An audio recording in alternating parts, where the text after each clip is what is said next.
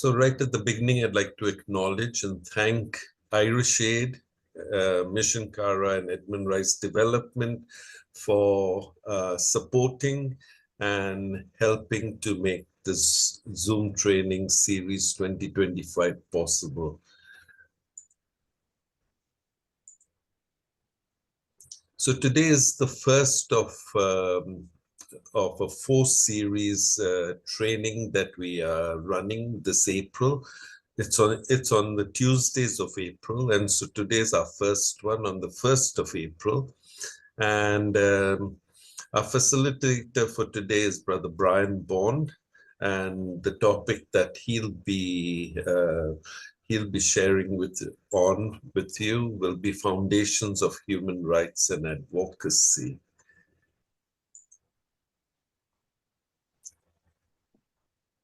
So once again, in the chat box, you can tell us a little bit about yourself. In your video window where your name appears in the bottom left-hand corner, I invite you now to please right-click and type in your name as you registered it. That helps especially in keeping attendance for this session. So please click and type in your name as registered. Thank you.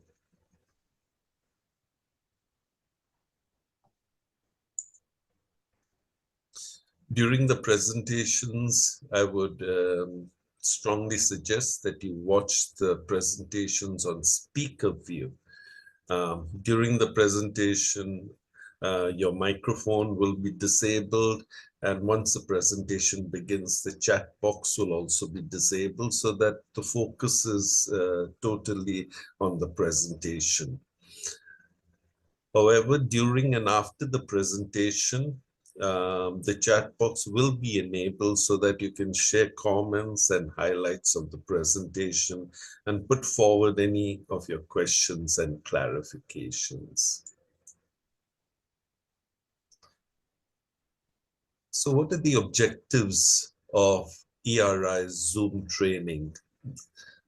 This Zoom training has become an annual feature, especially which started when COVID actually struck. And so since then, we've been having it every year. And some of the objectives are to create an awareness of human rights and advocacy, as well as care of the earth, and bring about a change of mindset from a charity or service model to a rights-based model of operating. That doesn't mean that the charity or service model is outdated or needs to be replaced. I'm sure Brian will be talking more about that today in his presentation. Also, we hope to create an advocacy networking platform. We have participants today from so many different faith-based networks. And therefore, we hope that we can learn from one another, share our experiences, and going forward, collaborate with and support one another's advocacy initiatives and efforts. So today's presentation is being made by Brother Brian Bond. He's a Christian brother from Australia, and he's one of the founders of Edmund Rice International, founding members of Edmund Rice International here in Geneva. He's also the executive director of Edmund Rice International. He comes with many years of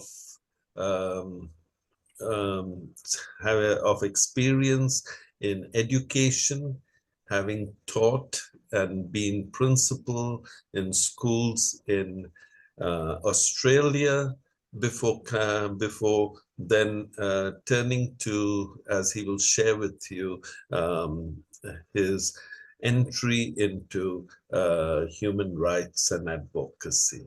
opportunity um, to welcome all our participants, as I said, who have signed up from Australia to Bolivia. We welcome participants from the Presentation Brothers Network, the Good Shepherd Network, the Sisters of the Cross of Chavanaugh Network, Daughters of Charity of St. Vincent de Paul Network.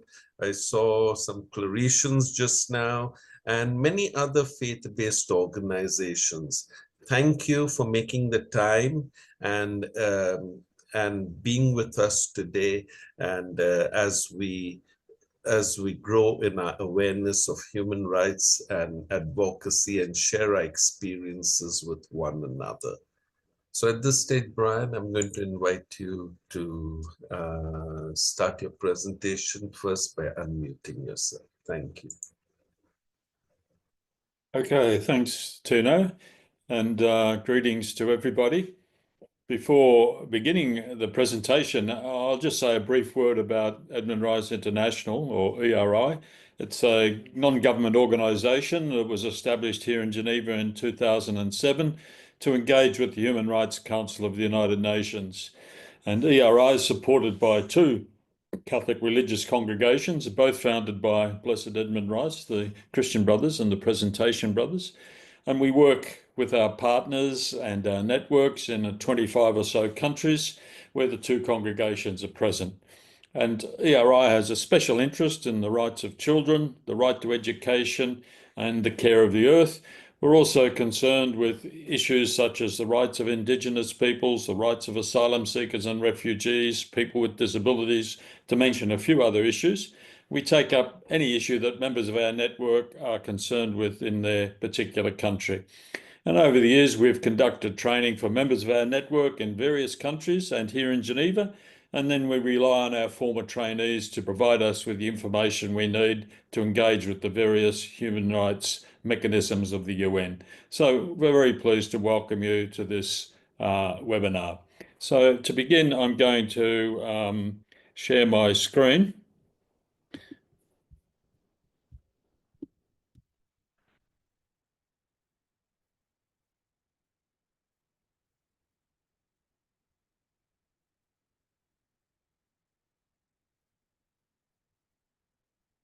So I hope you can see that okay. Yes, we can. Okay.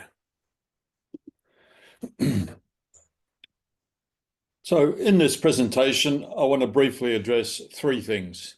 Firstly, what we mean by advocacy.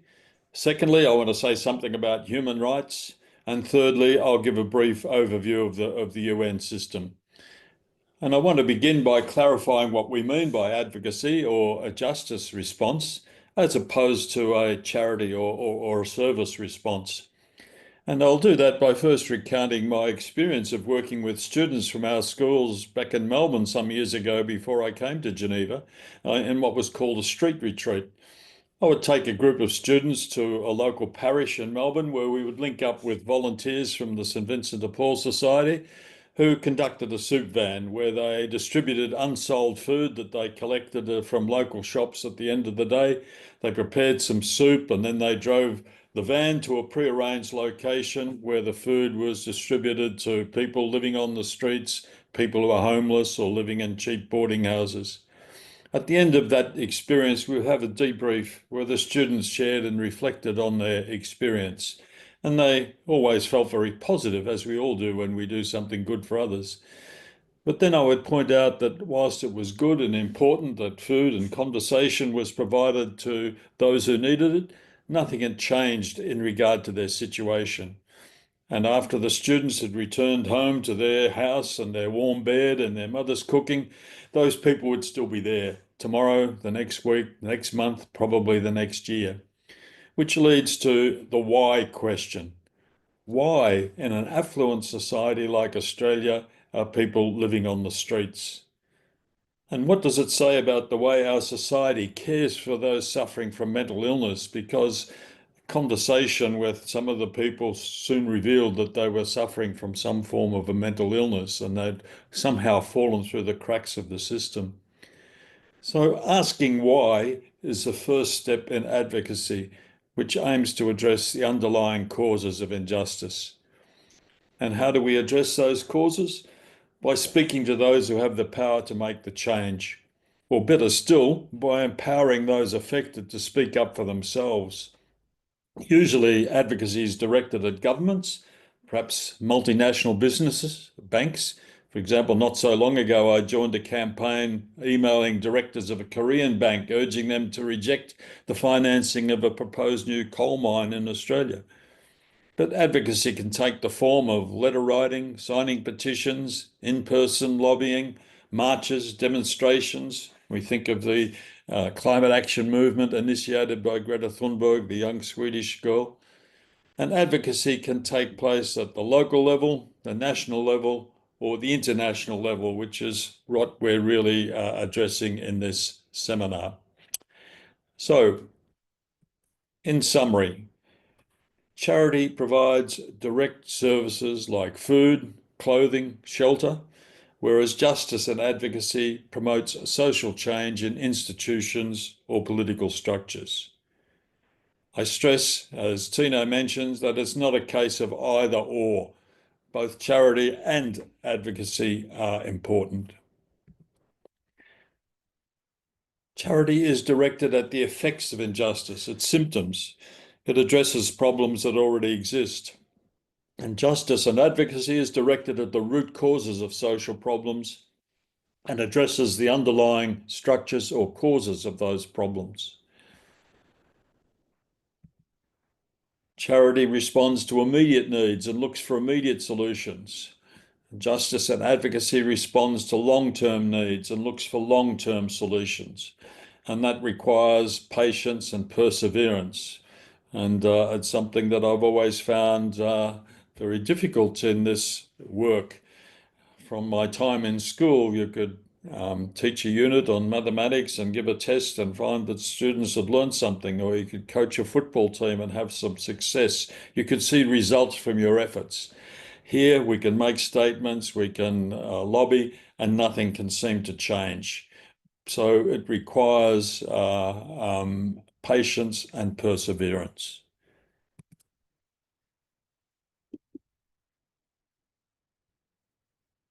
Charity is often involves private individual acts. Justice and advocacy is more effective with a public collective action. Charity calms things down, but justice or advocacy stirs things up. We know from current and recent examples in places like Myanmar and Iran and Russia and other countries where demands for human rights challenge those in power. Those who have an interest in preserving their privileged position can respond with repression and violence. And sadly, there are many current examples of threats and violence perpetrated on those who speak up for human rights or condemn injustice in many parts of the world. Jesus himself challenged the system in Israel of his time. He overturned the tables of the money changers in the temple that he saw as exploiting people. He condemned the Pharisees and religious leaders as hypocrites, as false guides, whitened sepulchres, and the rest. And that was a stand that was ultimately to cost him his life.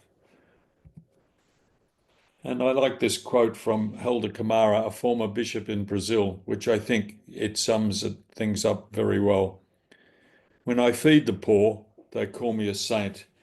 But when I ask why the poor are hungry, they call me a communist. So that really is the first part of the presentation that I wanted to make. So I hope it's clear what we mean by advocacy. And we might just pause for a couple of minutes and give you a chance to put any comments or questions in the chat before we continue. So to move on to the second part of the presentation, the particular form of advocacy we want to speak about is the advocacy work we engage in through the Human Rights Council of the United Nations here in Geneva. And that involves in framing the issues in terms of human rights. We call this a rights-based approach or rights-based advocacy in contrast to what could be called a needs-based approach. Where people are hungry, for example, we can argue that they need food to survive. But when advocating at the UN, it's necessary to argue in terms of people's right to food. The Universal Declaration of Human Rights, Article 25, I'll quote the words: "Everyone has the right to a standard of living adequate for the health and well-being of himself and of his family, including food, clothing, housing, and medical care and necessary social services." It was written back in 1948, hence the sexist language, but of course it's understood to apply to women as well. So a needs-based approach to advocacy asks, what are the presenting issues and needs in a particular community? But a rights-based approach asks, what rights are being neglected or violated in this situation? Traditionally, a response has been to identify the need and seek ways in collaboration with the community to address the situation through providing service, support, and assistance where necessary.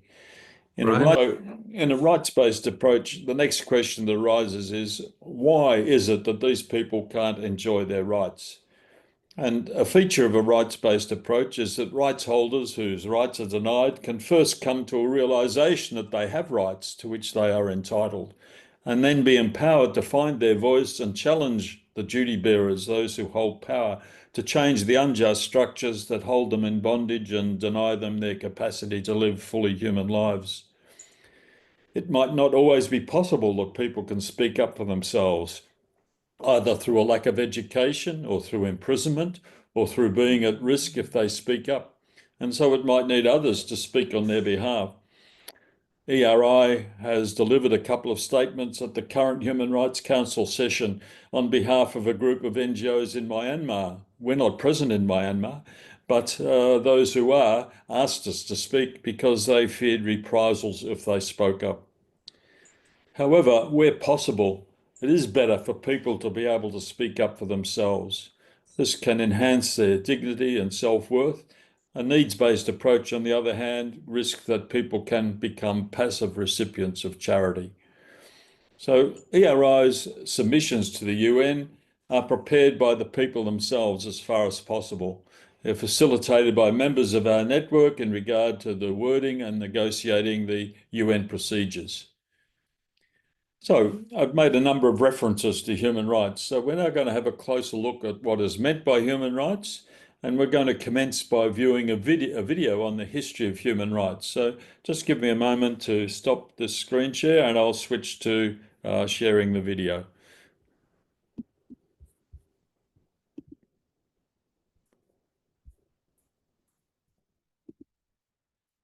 Oops, sorry, I've got to go back.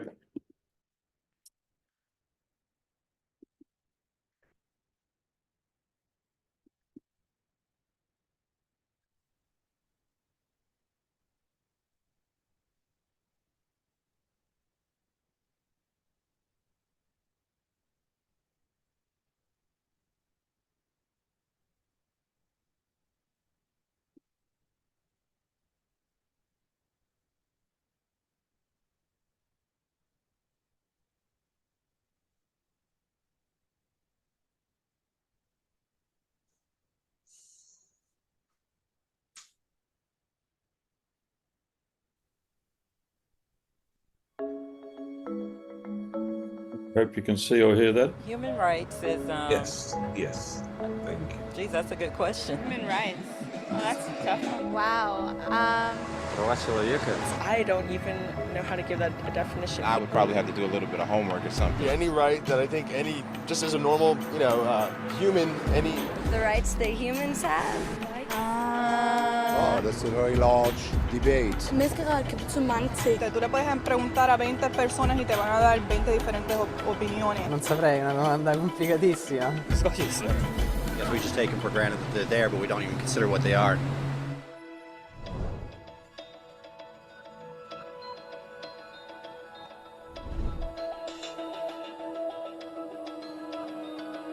Human rights are the rights you have simply because you're human. It's how you instinctively expect and deserve to be treated as a person, like the right to live freely, to speak your mind, and to be treated as an equal. There are many kinds of rights. Most apply to a certain group. But human rights are the only ones that apply to absolutely everyone, everywhere. That means kids, old people, poor people, basketball players, garbage men, rappers, teachers, Africans, Indians, Albanians, Christians, Muslims, Kabbalists, atheists, your mom, your dad, your next door neighbor, and you all have the exact same human rights. In other words, they're universal. But the question remains, what are they? Name the human rights? What the human rights are? The right to live. Equality between all peoples. Right to religion, the right to... Is there supposed to be a list somewhere I should be aware of? According to the United Nations, there are a total of 30 human rights, which are usually lumped together and called simply human rights. They're all listed out in a Universal Declaration of Human Rights, which is the world's most widely accepted document on the subject. But it was a long time in coming. At first, there were no human rights. If you were in with the right crowd, you were safe. If you weren't, well, you weren't. But then a guy named Cyrus the Great decided to change all that. After conquering Babylon, he did something completely revolutionary. He announced that all slaves were free to go. He also said people had the freedom to choose their religion, no matter what crowd they were a part of. They documented his words on a clay tablet known as the Cyrus Cylinder. And just like that, human rights were born. The idea spread quickly to Greece, to India, and eventually to Rome. They noticed that people naturally followed certain laws, even if they weren't told to.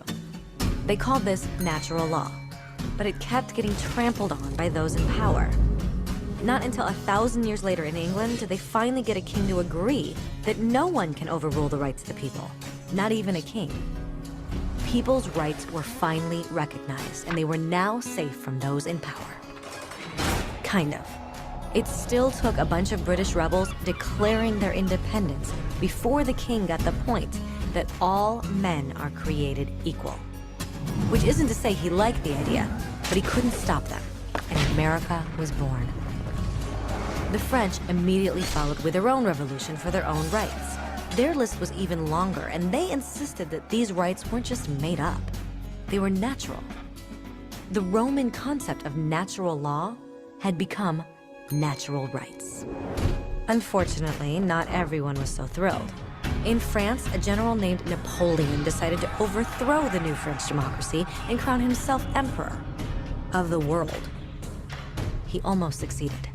But the countries of Europe joined forces and defeated him. Human rights was again a hot topic. They drew up international agreements, broadly granting many rights across Europe. But only across Europe. The rest of the world somehow still didn't qualify. Instead, they got invaded, conquered, and consumed by Europe's massive empires. But then a young lawyer from India decided enough was enough. His name was Mahatma Gandhi, and in the face of violence, he insisted that all people of Earth had rights, not just in Europe. Eventually, even Europeans started to agree. But it wasn't going to be that easy. 2 world wars erupted. Hitler exterminated half the Jewish population of Earth in horrifying Nazi death camps. And all told, 90 million people died. Never had human rights been so terrifyingly close to extinction. And never had the world been more desperate for change. So the countries of Earth banded together and formed the United Nations. Their basic purpose was to reaffirm faith in fundamental human rights, in the dignity and worth of the human person. But what were human rights? Were they the proclamations of Cyrus, the natural laws of Rome, the declarations of France? Everyone seemed to have a slightly different idea of what human rights should be. But under the supervision of Eleanor Roosevelt, they finally agreed on a set of rights that applied to absolutely everyone. The Universal Declaration of Human Rights. The French concept of natural rights had finally become human rights. So, in summary, at first, only a few lucky people had any rights, until one of those guys decided, hey, other people should have some rights too, which was great, except not everyone agreed. And it only took a few thousand years of fighting and declarations and more fighting until everyone finally agreed that human rights should apply to everyone. And they all lived happily ever after. Except for one little problem. If people have the right to food and shelter, why are 16,000 children dying of starvation every day? 1 every 5 seconds. If people have freedom of speech, why are thousands in prison for speaking their minds? If people have the right to education, why are over 1 billion adults unable to read? If slavery has truly been abolished, why are 27 million people still enslaved today? More than twice as many as in 1800. The fact is, when it was signed, the Universal Declaration of Human Rights did not have the force of law. It was optional. And despite many more documents, conventions, treaties, and laws, it's still little more than words on a page. So the question is, who will make those words a reality? I have a dream today. When Dr. King marched for racial equality, he was marching for rights that had been guaranteed by the United Nations for almost 2 decades.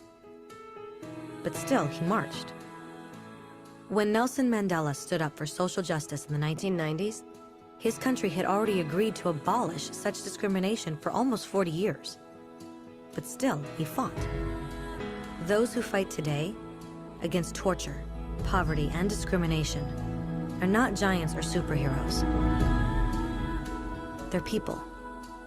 Kids, mothers, fathers, teachers. Free-thinking individuals who refuse to be silent. Who realize that human rights are not a history lesson. They're not words on a page. They're not speeches or commercials or PR campaigns. They are the choices we make every day as human beings. They are the responsibility we all share to respect each other, to help each other, and to protect those in need. As Eleanor Roosevelt said, where, after all, do universal human rights begin? In small places close to home. So close and so small that they cannot be seen on any maps of the world. Yet they are the world of the individual person, the neighborhood he lives in, the school or college he attends, the factory, farm, or office where he works. Such are the places where every man, woman, and child seeks equal justice, equal opportunity, equal dignity without discrimination. Unless these rights have meaning there, they have little meaning anywhere.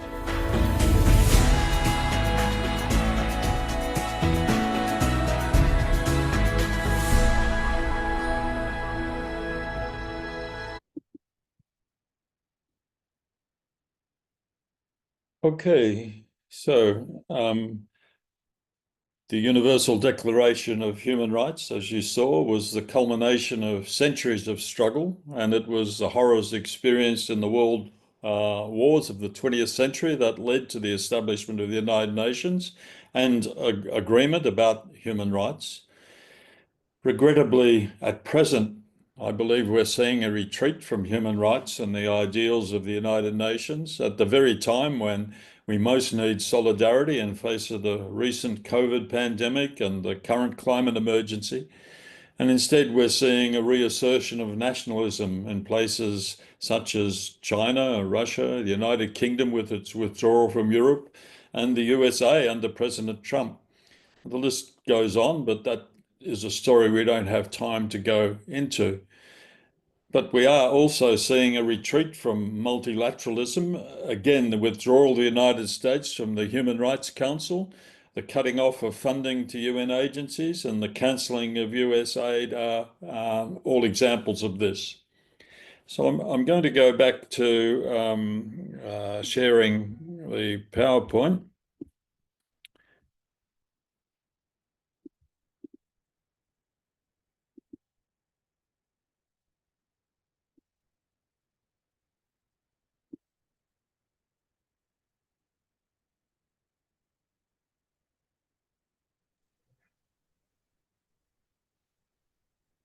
Okay, I hope you can see that. So, human rights are universal and inalienable. That means they apply to all people, everywhere, at all times. They can be denied or violated, but that doesn't mean that they don't still exist. They're also indivisible. They're all equally important and all must be respected. A criticism that's made of the United States, for example, is that political rights such as the right to freedom of speech, peaceful assembly, etc., have traditionally been stressed, while other rights such as the right to an adequate standard of living are not assigned the same priority, resulting in unacceptable levels of poverty in the country. And by comparison, a country like China, for example, has made great strides in lifting people out of poverty, but there are serious concerns about its respect for civil and political rights, the right to freedom of speech, freedom of assembly, freedom of religion, etc. The point being that all rights are important, and I'd also add that no country has a perfect record on human rights. The third point is that rights are interdependent and interrelated. The fulfillment of one right often depends wholly or in part on the fulfillment of others. For example, the fulfillment of the right to an adequate standard of living may depend on having access to education and social security, or the enjoyment of the right to education may depend on having the right to food. A child that comes to school hungry may not be in a position to learn properly, for example. I'd also add that sometimes it can be difficult to balance different rights. For example, freedom of speech. Does that mean that hate speech is acceptable, or that incitement to violence that might threaten the life and well-being of others is okay? What about freedom of speech and the right to privacy? Should we be free to speak about the private lives of celebrities, as happens in certain types of gossip magazines? Then there's also the controversial issue of abortion. How do we balance a woman's right to health, for example, with the rights of the unborn child? It would be true to say that in the United Nations, the perceived rights of the health of the woman takes precedence over the right to life of the unborn child. Although there's no recognised right to abortion, the term reproductive rights is often used in a way that assumes that right. And that perhaps raises another more basic question. Does an unborn child have any rights at all? For some, that right begins after 20 or 23 weeks. The Catholic Church says the right begins at conception. A related question might be about children's rights. Should children be free to exercise all their rights when perhaps they lack maturity and experience and could be at risk of harming themselves? Children's rights are spelled out in more detail in the Convention on the Rights of the Child, which I'll mention later. But Article 5 of that convention does speak of a child's right to receive appropriate direction and guidance from their parents and guardians. So, who is responsible for ensuring human rights, we might ask? And the answer to that is we all are. We have a duty to respect the rights of others. And sometimes in making presentations like this to teachers, I often hear a comment like, it's all very well to speak to students about their rights, but what about their responsibilities? And the answer to that is that to remind them that everyone has the same rights and they must be respected. It's not just about my rights. And I'd also add that governments bear a particular responsibility. They are the major duty bearers to ensure the rights of their citizens. So again,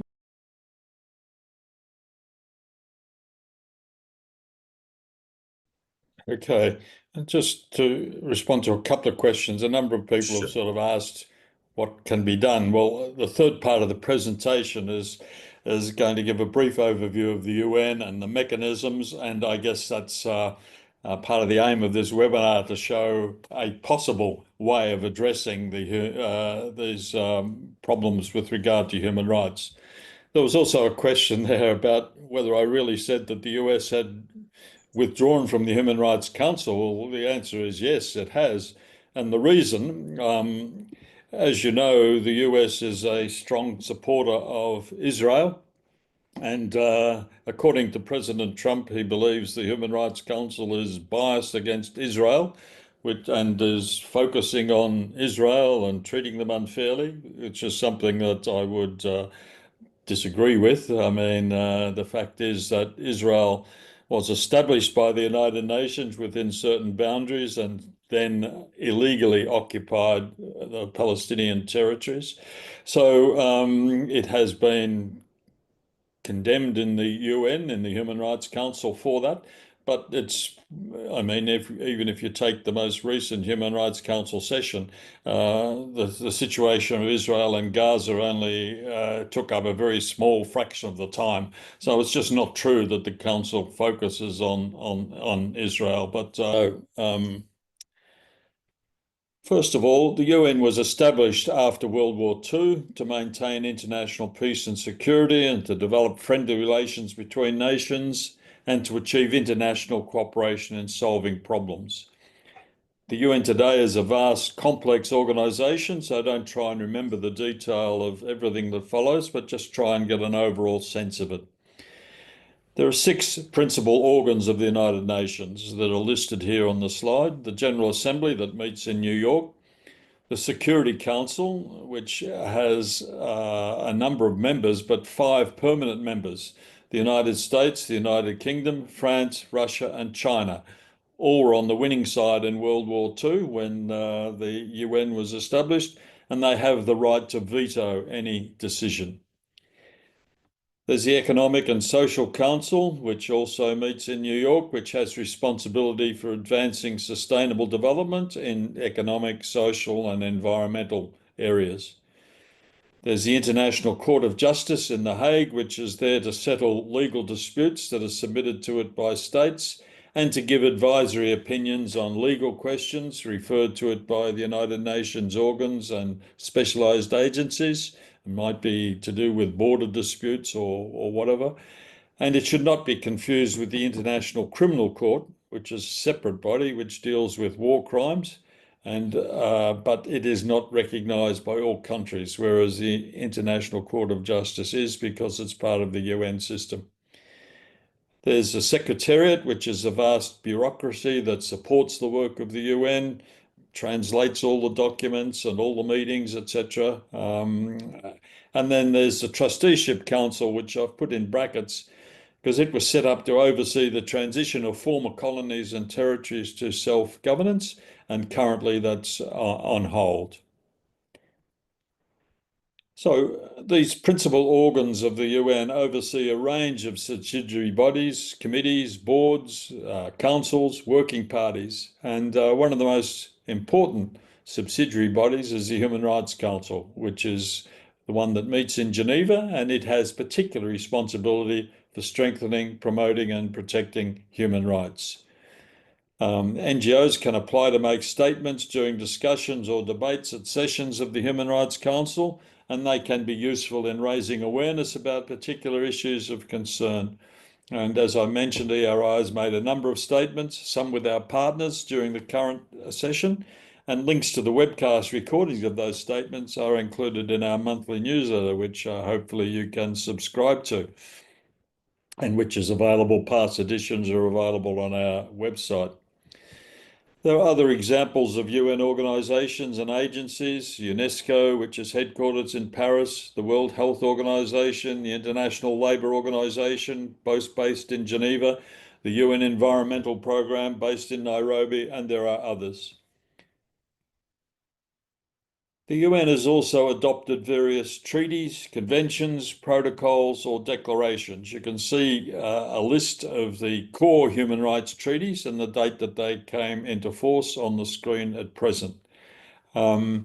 Treaties and conventions have a legal status, but they can't be enforced because the UN has no international enforcement mechanism. So it relies on the honesty and the goodwill of countries that have signed up to the treaties that they will implement them.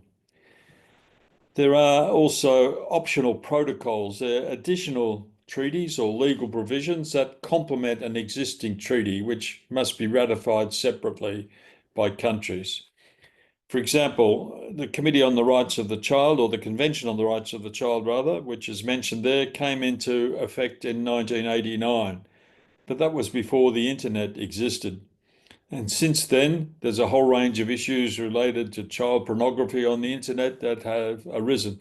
So rather than attempt to rewrite the convention, an additional treaty was drafted, which can be ratified separately by member states dealing with that particular issue. So that's an example of an optional protocol. There are others. There are also declarations which are not intended to be legally binding, but are intended to give voice to particular aspirations. And of course, the most fundamental human rights document is the Universal Declaration of Human Rights, which countries have accepted. And it has been described by Pope John Paul II as one of the highest expressions of the human conscience of our time. So you can see those conventions listed there. And then if we move on, as I said, it's up to each UN member state to agree to be bound by and to ratify the treaty. The Convention on the Rights of the Child is the most widely ratified treaty and has been ratified by all countries except the United States. And the provisions of a treaty only apply to those countries that have ratified it. You can go online and check the website to see which of those treaties your country has ratified. Some of the more recent ones, like the Convention on the Rights of People with Disabilities or the Convention for the Protection of Persons from Enforced Disappearance, are relatively recent, 2006. So not as many countries would have ratified those. So moving on, the UN has set up a committee of independent experts to monitor states' compliance with the treaties that they've committed to, and they're called treaty bodies. The treaty bodies, they consider a state party's reports, and then they also have a mechanism to consider individual complaints or communications. They also publish general comments on the content of the treaties, and they organise discussions on related themes, and they meet in Geneva. So when a country ratifies one of those treaties that we listed on the previous slide, the country also assumes an obligation to submit a regular report to the treaty body to report on how they are implementing the provisions or the treaty. So in addition to the government report, the treaty bodies can receive information on a country's human rights situation from other sources, including non-government organisations. And in the light of all the information provided, the committee will examine the report while meeting with government representatives. And they will question the government using the information they've perhaps received from NGOs. And then based on this dialogue, the answers of the government, the committee will publish its concerns and recommendations about how a country can better comply with its obligations under what are called concluding observations. So another option for advocacy groups is to submit their own report with questions and recommendations to the committee when it's undertaking a review of their country, which hopefully will be addressed during the review. And ERI has certainly done that, engaged with that mechanism. And of course, with all of this, submitting reports is just one task. There's also the very important role for advocates in following up recommendations and commitments made by governments, which are publicly available and which we publicise. That can be done even if you haven't submitted a report. And raising awareness about these mechanisms and the reports is in itself a very important step in advocacy. So the Human Rights Council also oversees two other important mechanisms for monitoring human rights.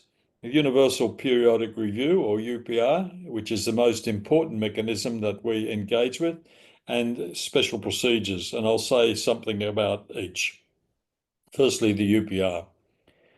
Every country has its human rights record reviewed by the other UN member states every 4 to 5 years in Geneva. Again, NGOs can submit reports and make recommendations and then lobby states to put forward their issues of concern. Something we do here in Geneva, which can be done, also be done by lobbying foreign embassies in your own country. Earlier this year, ERI submitted statements for the review of Bolivia, which took place in January. Recently, we made submissions for the reviews of Kenya and Kiribati, a small Pacific island, which are due to take place later this month. Currently, we're drafting submissions for the reviews of the United States and Liberia, which are scheduled to take place in November, and for Australia, which is scheduled for next January. And maybe just to give one example of how it all works. Some years ago, Papua New Guinea came up for review. In Papua New Guinea, our brothers are very much involved with the people with disability. And they told us that the Papua New Guinea government doesn't have any policy about people with disability. But before they can even begin to formulate a policy, they need to establish a database. How many people are there with disabilities? What's the nature of their disabilities? Where are they located? That was our submission. We approached various countries here, the embassies, and Slovenia agreed to put forward our recommendations because we can't take part in the process directly. They put forward the recommendation, Papua New Guinea accepted it. So we could go back to our people on the ground in Papua New Guinea and say, your government has agreed to establish a database about people with disabilities as a first step to having a policy. So what you need to do is to meet with representatives of the government, say we'd like to work with you because we can help you in compiling this database. So just a small step to improve the human rights situation in Papua New Guinea. So finally, just a brief word on special procedures. The Human Rights Council can appoint an independent expert or a rapporteur or a working group, all those terms are used, to examine and report on the situation in a particular country or on a particular theme. Currently, there are 46 thematic mandates and 14 country mandates.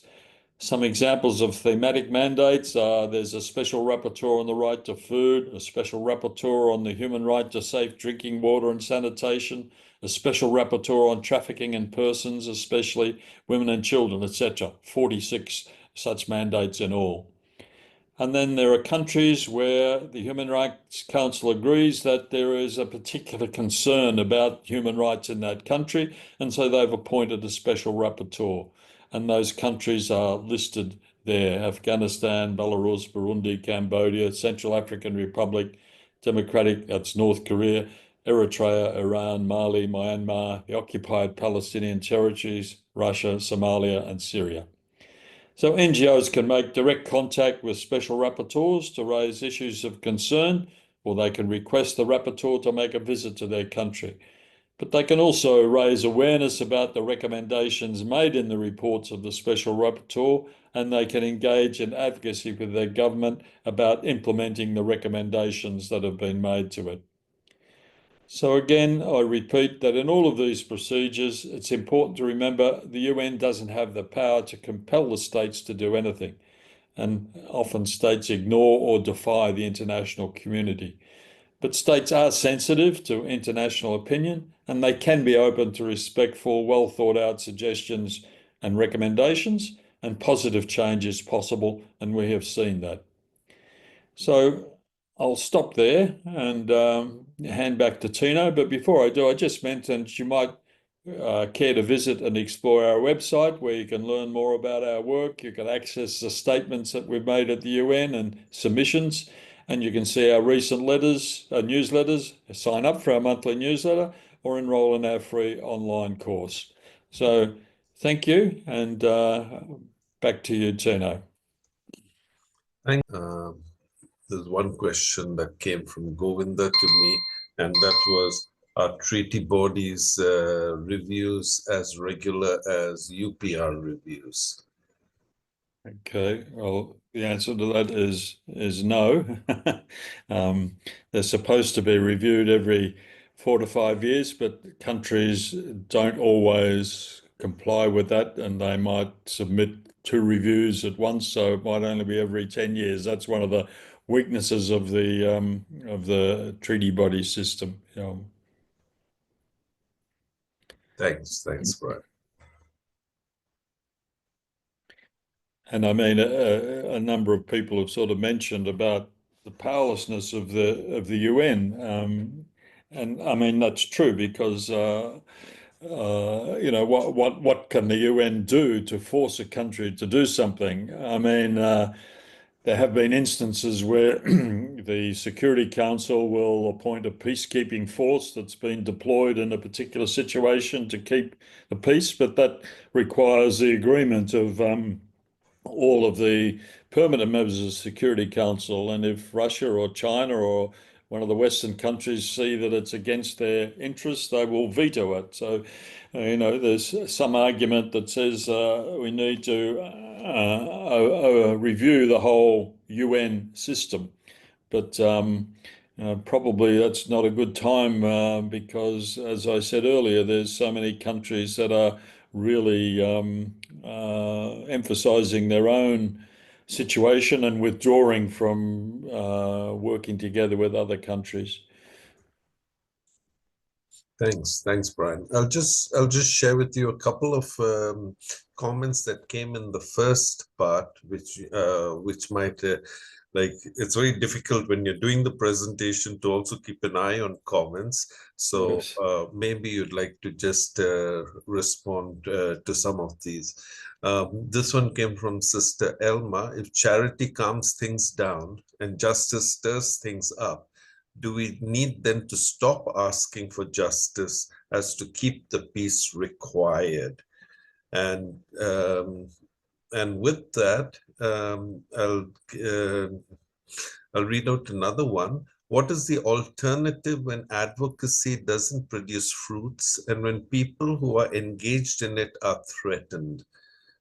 Would you like to say something around those? Well, I certainly would say that the threats to a reprisal shouldn't deter people from speaking up about human rights, and even if it stirs things up, okay, in some cases, in extreme cases, it might lead to severe repression. But in a lot of cases, it might upset people, but if it doesn't come to violence, that can be a good thing because it just disrupts people out of their comfort zone. So that's what I mean by saying that justice stirs things up. It can make people feel uncomfortable, but it can lead the way for or can help to contribute to change. I forget the second part of the question that you had, but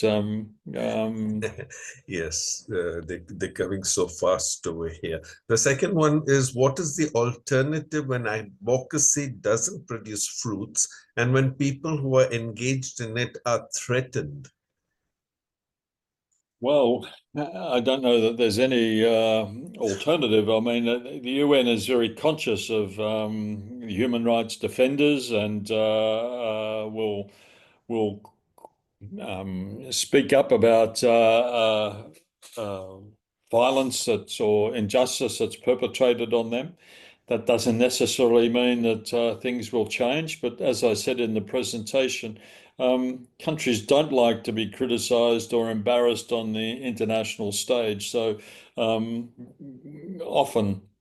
the very fact of raising the issue can result in a positive change, but that's not guaranteed. But that shouldn't be a reason for not speaking up, because if we don't speak up, then there's certainly going to be no change.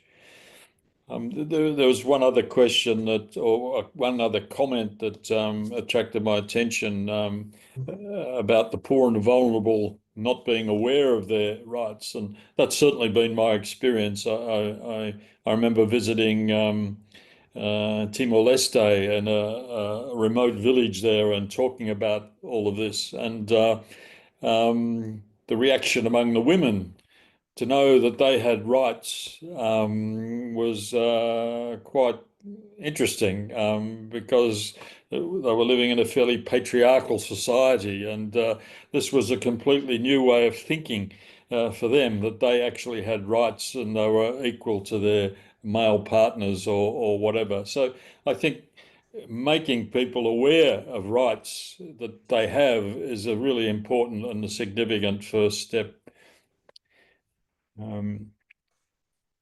Okay. There's one question here about the UPR. Once a country accepts a recommendation at the UPR, does the UN follow up to ensure that the recommendation is taken seriously? Well, as I said, a country is reviewed every 4.5 years, and I didn't mention it in the presentation, but as well as for the UPR, there are 3 reports. The country gives a report about what it's done since its last review. The UN gives a report based on what it's found out from treaty bodies, from the UN Refugee Agency, or from special rapporteurs' reports. And then there's the NGO reports as well. And in making a submission, the UN always encourages us to refer back to previous recommendations. So that's I mean, all the recommendations we make don't have to be ones that were related to issues that have been raised previously. We can still bring in new issues, but it is a priority to sort of comment about issues that have been raised in previous reviews, and in that way, hopefully keep the pressure on a country. And as I said, a country likes to at least appear to be implementing the recommendations that it has accepted. So that's one way that some small progress can be made. Thanks, Brian. Two comments or questions again, and this is regarding disabilities. The first one is, why does the UN not have the right to compel a country to implement a right? But here the person is talking about the right to disabilities. And the other one on disabilities was, I think you already addressed it when you were talking about awareness, but the question was, how do we bring human rights advocacy to a group of disabled women in a given area to empower them on some of the areas? So if you'd just like to say a couple of things, maybe. Well, in terms of compelling a country, I mean, a question, how would they do that? How could the UN compel a country? I mean, short of having its own army and invading the country and forcing change, the UN isn't really able to do that. So it really, the whole system depends or assumes the goodwill of countries. And yes, it's not perfect, and the system is flawed, and there are problems. But at the same time, there is a lot of goodwill and good intentions. And even if countries, say, mightn't be too keen on allowing freedom of speech and freedom of expression, and because that's going to mean their government might be criticised. If you take an issue like the rights of children, it's pretty difficult to find a country that would be opposed to, granting children their rights or caring properly for children. So, as I said, not every country or no country is perfect. And countries have got problems with particular areas, but there's always positive things that can be said about every country, and the idea is to sort of try, and the whole spirit of the UN and the Human Rights Council and the UPR it's not meant to be an exercise in criticizing a country, but encouraging them to do better and to perhaps take different steps. And I think that's a good approach. And it's not going to solve our problems overnight, but I think it's the only way forward. And then, I mean, with regard to disability, I mean, there is the Convention on the Rights of People with Disabilities, again, you would need to check if your country has ratified it. If the country has ratified it, it's saying we believe in, ensuring that people with disabilities have rights, and we intend to implement that the articles of the convention. So if your country's ratified that, you can look at the convention. You can let the people with disability know what their rights are, what their government has promised to do, and then you can ask them if they're not doing it, you can ask them why not, or urge them to do better. So that's the way that the system works as well. Yeah, thanks, Brian. Here's another one.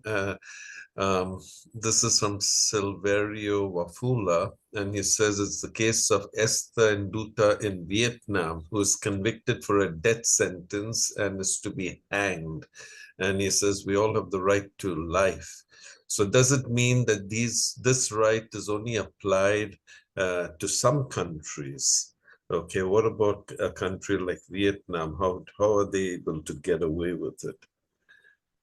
Okay, well, the death penalty, I guess, is another example of interpreting the right to life. Some countries would argue that by certain actions, people forfeit their right to life, and they justify the death penalty.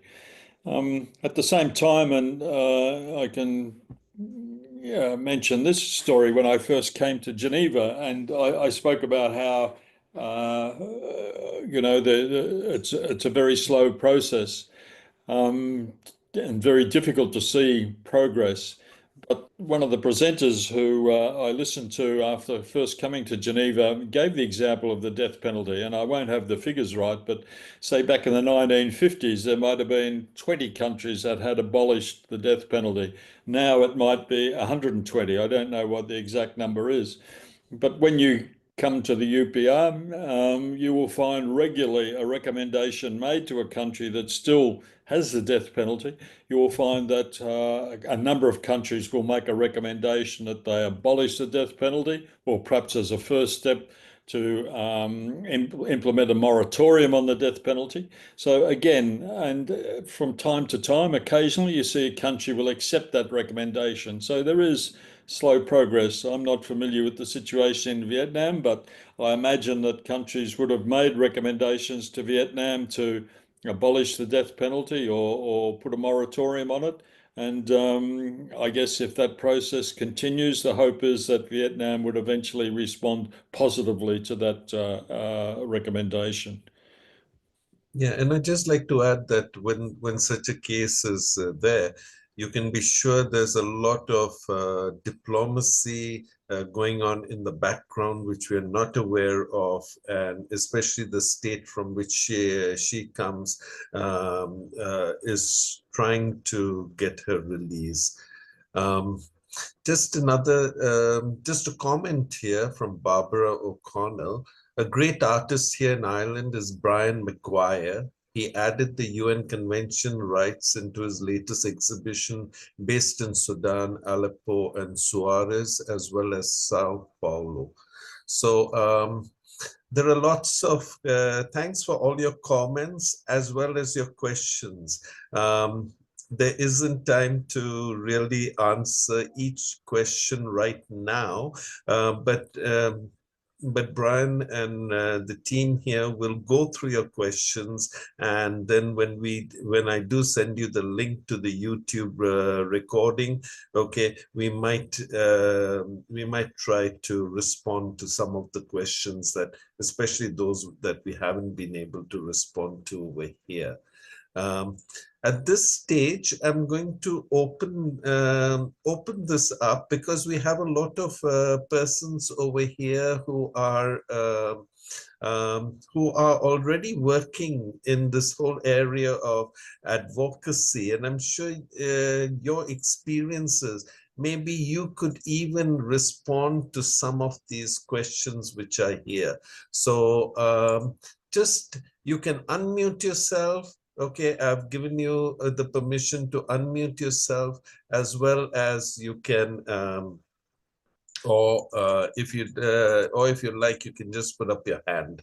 Okay, so over to anyone who would like to speak, make a comment.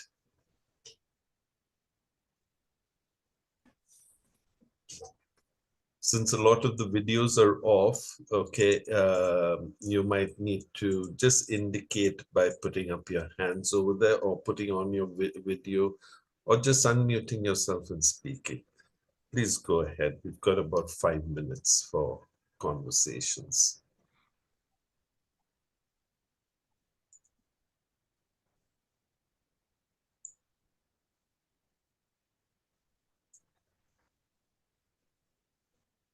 Good evening, Brother Tino. May I just... Yes, please go ahead, Preet.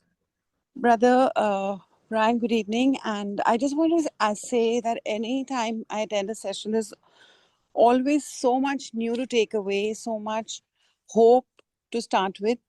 The UN, they might not have any legal binding, but it gives me hope every time I attend a workshop. And while we were, discussing about the UN, and every time, I think about the press of India, the state of the press, where everything is like brushed under the carpet.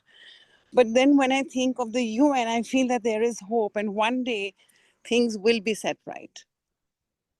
Thank you for that, brother. Thank you, Amalpreet.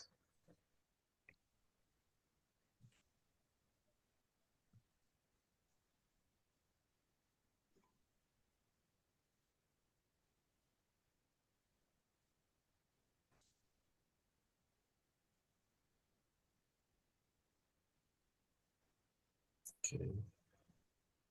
Anyone else who would like to? Hello, brother. I might just say a couple of words. Barbara O'Connell here from Oatlands Primary School in Dublin, Ireland.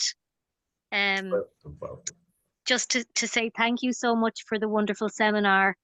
And I would just like to echo what the last speaker just said, or the last contributor, should I say, that it does give us all hope to hear of the work going on in the UN, and that even though a country might be slow to respond, that all of the work does make some changes, does help to make changes, and even as was mentioned, even by drawing attention to the country, they might then put forward more solutions there on the ground. So yeah, thank you. Just to thank you all very much for a wonderful seminar. And as the lady before me said, it does definitely give us a lot of hope.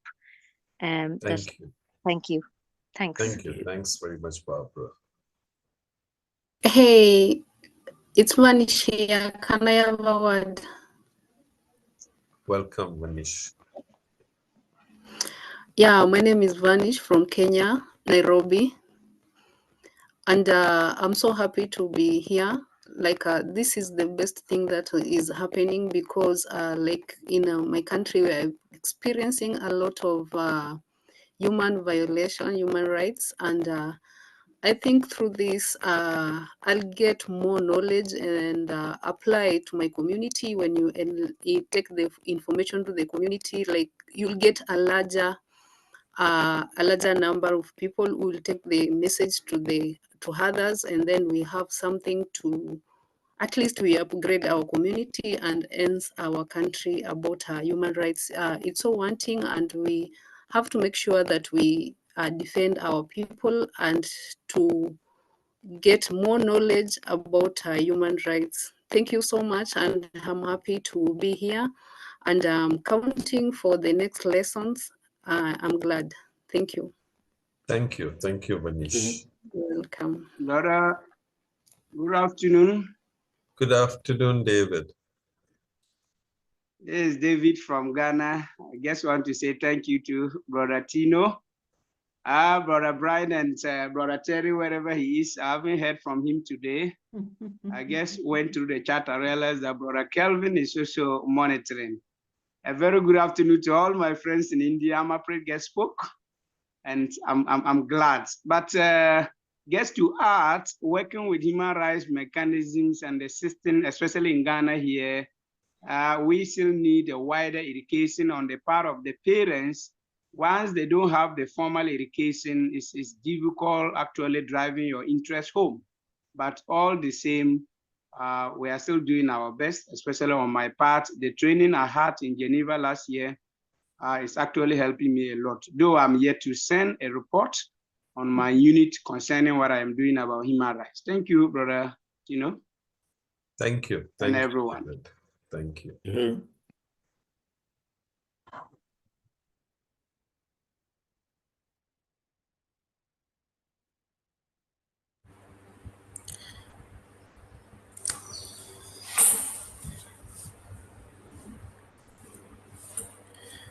Good morning. Good morning, good mayor. You're joining us from? I'm joining from St. Lucia in the Caribbean, and Lovely. I am your presentation brother. And I think for me, through this session, we can raise awareness and help people better understand human rights and justice. It's also encourage self-sufficiency and promote respect for human dignity. Thank you. Thank you, Yeah. good mayor.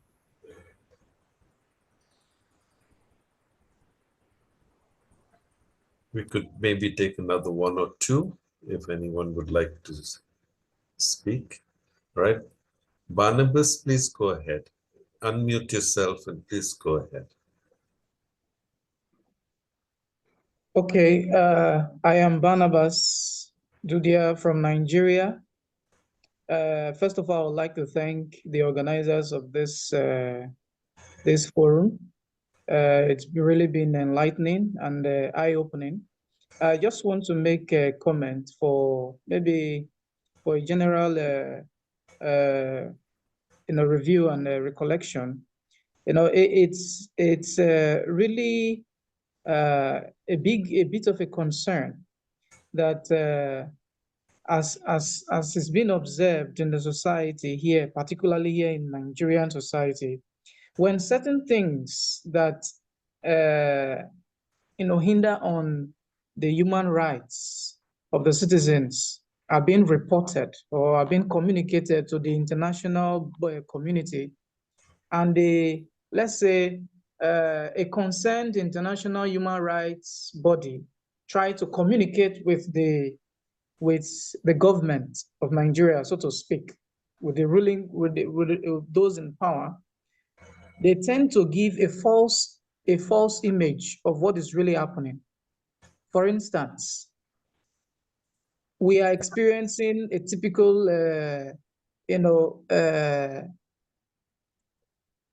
do I say, downplaying the right to human life by those who are called Fulani terrorists. But the government called them Fulani herdsmen, that they are just carrying out their cows to feed, roam around the country and the rest of them. But these people are invading private individuals' farms, and when the owners of the farm come to ask questions, they slaughter them, they rape their children, they decimate them into pieces and the rest of them. And the government still pretends and turns blind eye. But when people begin to ask questions to the government, say, why are you turning blind eye to this obvious reality? And the government goes after these same people who are asking the right questions. But just like everybody is hopeful, we hope that with time, okay, the government will come to, will be able to take a bold step and they make an informed decision to at least set the things right, so that the rights of each individual citizens in the country, okay, can be restored to the best interest of everybody and generally for the common good. So just like everyone said, we continue to be hopeful and pray that God will touch the heart of our leaders to set things right in the nearest future. Thank you very much. Thank you, Barnabas, and thank you for sharing what's happening on the ground from your perspective with us. Thank you. Ritu, you're next, and maybe you might be the last. Thank you. Good evening, brother, and good evening, Brian. Thank you for such an insightful session.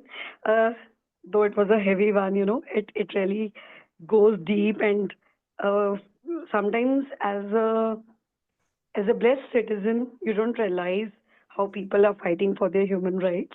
So I was just through the session thinking as an educator, as a teacher, I can't do big things. I can't go to the UN or go to places where human right people are fighting for their rights. So what is it that I can do at my level? So what I have noted down, or what I have just told myself, that at my workplace, I'm going to advocate, support the diversity, the inclusion initiatives that our school is always, forthcoming, and promoting a culture of, respect and empathy.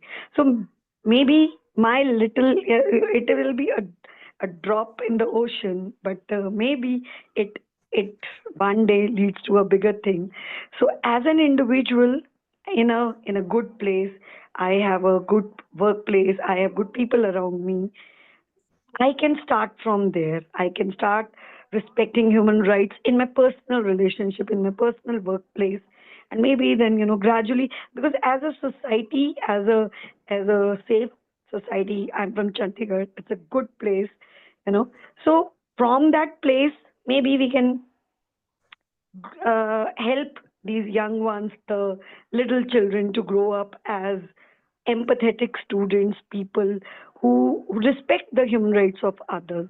And maybe then this chain and this human cycle forms where everybody is respecting others' rights and doing their duty, their bit as a good human being. So thank you so much for such a wonderful session. Thank you. Thank you, Ritu, for sharing your thoughts and your ideas also with us. And just before we come to a close, I've just put a feedback link, okay, in the chat box, and I'm inviting everyone to just click on it. It will open up as a separate window, and just leave it there in your on the website. You can, after the session, you can just go back. It will take you 2 minutes to just complete that feedback, but it'll be very helpful, especially with 3 more sessions that we have coming up. I'm just going to share my screen once again over here. All right. And okay. So here, so today's session was on understanding the foundation of human rights and advocacy, and I thank Brian very much, okay, for sharing his perspective on human rights and advocacy. As Ritu pointed out, it can be a little heavy. In fact, I'm sure it was quite heavy for those who are listening to all this for the first time. But don't worry, because I'll be sharing with you the recording of this session, and anytime you can go back to it. Okay. It's always good. The first time can be very overwhelming, but then when you go back and watch the recording another time at your own pace, at your own convenience, I'm sure more insights and a better understanding will develop. For our next session, which will be on next Tuesday on the 8th of April, we'll be looking at the human rights systems. Okay, and Brian again introduced that in his presentation. We'll have a look at it in a little more detail, as well as I'll be sharing with you what ERI's engagement, how ERI engages with human rights mechanisms, okay, as well as with the Human Rights Council. So that's coming up next Tuesday. And as usual, I will send you a reminder, as well as the joining link, maybe an hour or 2 before the session. All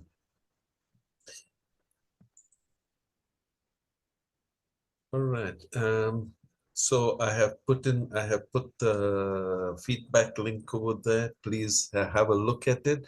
And with that, I thank each one of you for joining. If you feel someone else from your network would benefit from these sessions, then you're most welcome to share the registration link with them. They're most welcome to join from the second session onwards, and they will also, anyone who registers, even if not present, will get the link to the recordings, to all 4 recordings. So even if you, for some reason, are not able to join a particular session or need to leave midway because of some other engagement, okay, be sure that you will get the link to the recording. So with that, I wish all of you, you are joining from from different parts of the world. Thank you for being present with us today for this 90 minutes. And you're most welcome to put on your cameras if you'd like to, or to unmute yourself and maybe say your byes and your thank yous.